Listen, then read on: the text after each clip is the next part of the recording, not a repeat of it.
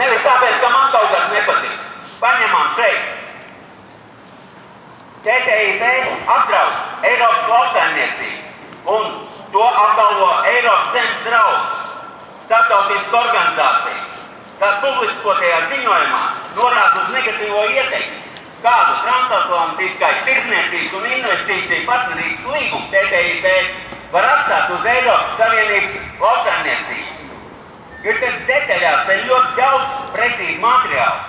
Vienīgais secinājums no organizācijas Eiropas zemes draugs pārtikas kampaņu vadītāja Mute Šīpa atzīmē, Eiropas Savienībai TTIP būs drīzāk neizdevīgs darījums.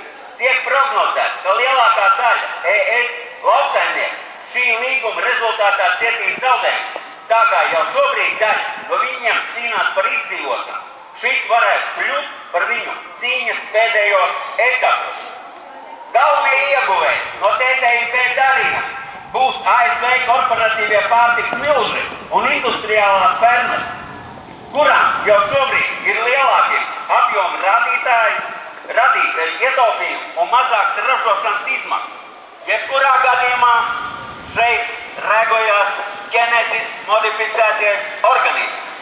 Un kādu iespēju tas atstāja, jau tīri laboratorijas ir eksperimentēts uz žurkām. Bez neilga laika, kad žurkas tiek barotas ar ķimo, viņiem rodās onkoloģiskas saslimstības.